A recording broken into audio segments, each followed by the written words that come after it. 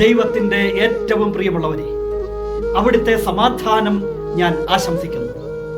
ഇന്ന് കർത്താവ് നമുക്ക് നൽകുന്ന ദൂത് ഹോസിയ 8:12.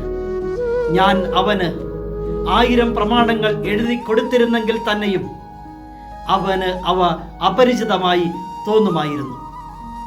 ദൈവിക കാര്യങ്ങളിൽ ഒരു അപരിചിതത്വം അഭിനയിക്കുന്നവരുണ്ട്, അല്ലെങ്കിൽ ഒന്നും മനസ്സിലാകാത്തവരുമുണ്ട്. അങ്ങനെ ജീവിച്ചുകൂടാ. അത് ഒരു നന്ദികേടാണ്. ദൈവത്തിൻ്റെ കാര്യങ്ങൾ ഏറ്റവും പ്രധാനപ്പെട്ടവയല്ലേ? ഒന്നും ലഭിക്കാഞ്ഞിട്ടല്ലല്ലോ. അത് ചട്ടങ്ങളായും പ്രമാണങ്ങളായും തിരുവചനങ്ങളായും എല്ലാം നിനക്ക് സമീപസ്ഥമാണ്. അപ്പോഴും നമ്മുടെ അപരിചിതത്വം, നമ്മുടെ അഭിനയം, നാം കാട്ടുന്ന ശ്രദ്ധക്കുറവ്, അതൊരു നന്ദികേട് തന്നെയല്ലേ? ആ അപരിചിതത്വം ദൈവം നമ്മോട് കാട്ടിയിരുന്നെങ്കിൽ നമ്മുടെ ജീവിതം എന്താകുമായിരുന്നു?